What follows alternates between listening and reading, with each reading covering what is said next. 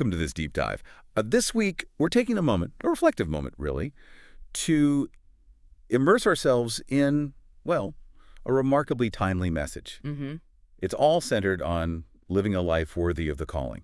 It's from Ephesians chapter 4. A deep one. Definitely. And our mission here is to, pull out those critical, practical applications, things that redefine how we handle daily conflict, specifically through humility, patience, and unity. Yeah, and it was a message that it didn't start way up in the clouds, did it? It started right here on the ground, acknowledging the raw, increasing harshness you see in the world. Yeah. The pastor brought up that anecdote almost immediately, remember? The boss who throws a report back and says something just shattering, like, do you wear your brain as an ornament? Just jump off from here. Just awful. That story, it really cuts deep, I think, because it forces us to confront something uncomfortable. When you hear words like that, words designed purely to strip away dignity, you naturally ask, why? Why do we endure that? Why do you endure that kind of pressure or, that passive aggression or even outright rudeness sometimes? Is it just the paycheck? Is it simply because you need to pay the bills? That's the surface answer, isn't it? That's the exact question the message really challenged us on. For those of us living by faith, our endurance isn't, it shouldn't just be passive resignation for a paycheck. Okay. Our reason, the deeper reason, is rooted in our identity. Yeah. We endure because we are God's chosen people, holy, dearly loved. Yeah. So the ultimate reason for our self-control, it isn't just financial necessity. It's theological necessity, you could say. It demands a reaction that is worthy of that high calling. Okay. So let's unpack that. How does that identity translate into action? The instruction from Colossians 3 is, it's compelling. We're told to clothe ourselves. Clothe ourselves. With specific traits: compassion, kindness, humility, gentleness, patience. And what's fascinating about that clothing metaphor, it describes internal protection, not just how we look on the outside. Internal protection. Yeah. We all feel that, that internal combustion sometimes, that immediate desire to retaliate when someone insults you. Oh, definitely. But this divine character, this clothing, it acts like armor. It guards us from reacting in a way that would, compromise who we are, our identity. So forgiving someone, that act protects you. Exactly. It protects your character from turning harsh or bitter. It's self-preservation in a spiritual sense. That makes sense. It shifts things from just avoiding conflict to actually adopting a proactive, higher standard. So if our character is protection, then we're commanded in 1 Thessalonians 5 to not repay anyone evil for evil, but always strive to do what is good. Okay, but here's where it gets tricky, right? Yeah, the practical side. When does striving for good start to look like? Foolishly accepting humiliation. Where's the line? And that brings us to one of the most powerful insights from the message, I thought. A complete reinterpretation of Matthew 5.39. Turn the other cheek. Right. If anyone slaps you on the right cheek, turn to them the other cheek also. But the pastor explained the context. If you're struck on the right cheek. How would that happen?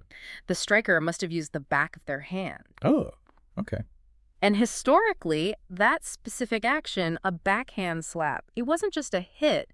It was an act of extreme social contempt. Like showing someone they're beneath you. Exactly. Deliberately denying their dignity, treating them as socially inferior, like a slave maybe, or even an animal, not an equal. Wow. Okay, that context changes everything. Totally. Yeah. Jesus isn't asking you to just accept humiliation like a fool. He's actually telling you to assert your equal dignity. How? By turning the other cheek? Yes. By turning the other cheek, you're essentially demanding to be struck again, but this time... with an open palm. Right. An action reserved only for striking an equal.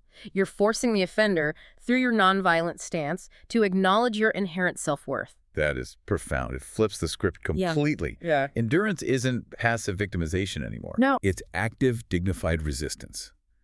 You endure the pain, the insult, yes, but you protect your spiritual integrity.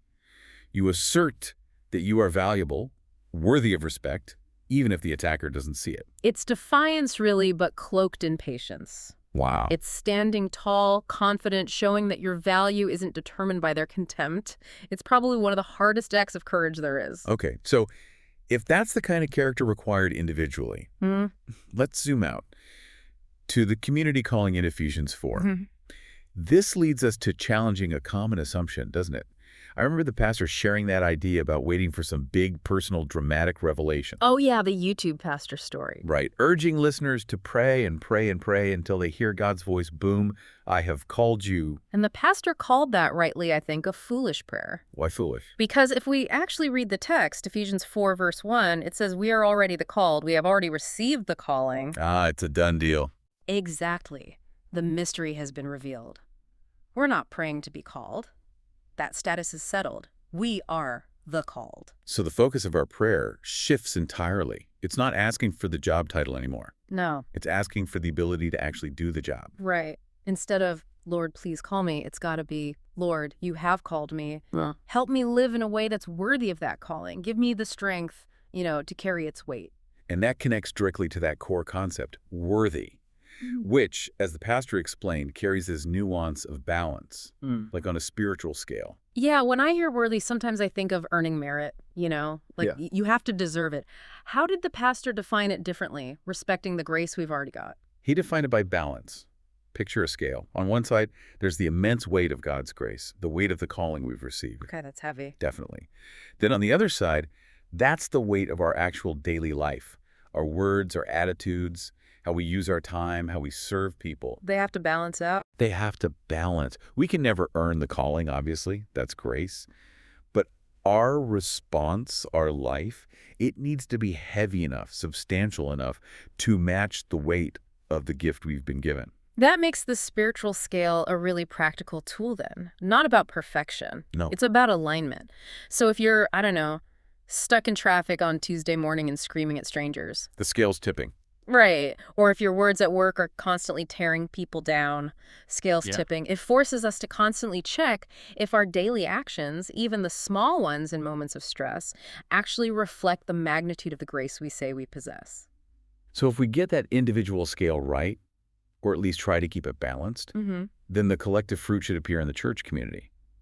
Which brings us to the definition of true maturity in verse 2. Yeah, and the revelation there, I thought, was that maturity isn't about the size of the building or the number of people in the seats. Not at all. True maturity is measured by, the depth of character in the community, the delicacy we use in our relationships, and the heart, the willingness of our heart to embrace those who are different from us, maybe even difficult for us. And that structure, that maturity, it's built on 3 specific traits he highlighted. Humility, gentleness, and patience. Let's try and separate those a bit, because they often get lumped together. Humility, as we heard it explained. Knowing your proper place. Right. It means laying down your stubbornness, that insistence on always being right, so that real dialogue, actual mutual learning can even start. And gentleness. That's about intentionally restraining power, even when you have the authority or the moral high ground. You don't crush the other person. Exactly. You choose not to intimidate or disregard them. You treat them with love, with respect, even if you're angry, maybe justifiably angry. Okay, and then patience. Yeah. This one feels like the long game. It is. It's bearing the sheer weight of relationships over time. It means when someone fails you or hurts you, you don't just throw in the towel. Give another chance. Yeah. You give a second chance. And then maybe a third. Constantly fighting that urge to just write them off. This is where the message got really moving, I felt, focusing on that difficult side of patience. Allowing ourselves to be deceived once more. That phrase. Yeah, that's a tough one. Because, wait, we live in a world, rightly so, that teaches about setting boundaries. Healthy boundaries are important. Doesn't allowing yourself to be deceived once more cross that line? Doesn't it risk enabling bad behavior? Hurting yourself or the other person? Where's that balance? That's the core tension, isn't it? I think the distinction the pastor is making is between covering a fault and validating a fault. Good. The message was clear. We're called to cover faults, to love, understand, embrace the person in their brokenness, rather than constantly criticizing or exposing them. So the endurance is about protecting the relationship. Protecting a relationship, yes, and protecting our own character of love, even if the result of that endurance is, getting hurt again. It requires a huge amount of trust in God with the consequences of that vulnerability. That reframes patience as, wow, a constant prayerful sacrifice. It demands a level of grace that feels almost impossible without, divine help. It really does. And it highlights that realization. The church isn't meant to be a community of perfect people keeping up appearances in an immaculate building. No, not at all. The church as the pastor defined it, is a community of grace that holds each other's broken parts. Holds the broken parts. Yeah. So our conflicts, the tension, the friction, they aren't actually flaws in the system to be avoided. They're opportunities. Exactly. Opportunities for corporate maturity, moments where we actually apply humility, gentleness, and patience, and in doing so, grow closer to that calling together. Okay. So this maturity, this holding of broken parts, prepares us for the final challenge mentioned, preserving the gift of unity, which is another area often misunderstood. Like, we shouldn't be praying, Lord, please make us one. That was the central corrective insight of Ephesians 4, verse 3. The Holy Spirit has already made the church one. It's already done. It's a finished work of grace. Complete the moment we're called. So our intense effort, the text says, make every effort, isn't to create unity. It's solely to preserve the unity that's already been achieved. That completely shifts the responsibility, doesn't it? Hugely. If unity is already achieved, then division isn't the Spirit's fault. It's our fault. Human negligence, stubbornness. Yeah. The cause of division usually isn't the differences themselves, differences in thought, method, whatever. Those are natural. Right. The cause is often the simple lack of effort required to maintain cohesion, clinging stubbornly to our own thoughts, avoiding discomfort. So the fight, it's internal. It's internal. Yeah. The required fight isn't really against the other person with the differing view. Yeah. It's against the part of ourselves that struggles to understand, or is quick to blame, or refuses to forgive, or just isn't willing to step into that uncomfortable space and lay down a personal claim or right for the sake of the whole. And if we connect this effort to the bigger picture, this links back to Jesus' final prayer, doesn't it? John 17. To make them completely one. Why? So that the world may believe. If the church is too busy fracturing, fighting itself, The world sees no tangible evidence, no proof of the gospel's unifying power. so preserving unity becomes, well, a holier calling than almost any other ministry activity. And you could argue that it requires tears. It requires the pain of laying yourself down again and again. It demands we continually respect one another, cover one another's brokenness, especially when our methods and opinions differ widely. This protection of the body of Christ, that's the visible evidence of living a life truly worthy of the calling. So pulling all these incredible insights together, from that dignified resistance against contempt to the really demanding task of preserving unity, the central shift for us this week is recognizing God isn't commanding us to somehow invent oneness. No. He's asking us to responsibly, lovingly guard what he's already gifted to us. That's the mandate. Yeah. And it's a difficult path, absolutely. It requires constantly checking that spiritual scale. But the promise embedded in it is that every time we choose to love one step more, or endure one more time, or reach out one more time, the Lord is with us in this difficult path. This is what leads to a glorious church, one that is truly worthy of the calling. So as a final thought, maybe, for you to carry into your week, if this calling, this gospel, has given your life immense weight and dignity, how can you strive this week to be that messenger of hope? How can you color your daily interactions beautifully with faith? Let your conduct be the tangible, undeniable evidence that you are living a life truly worthy of the calling you've received.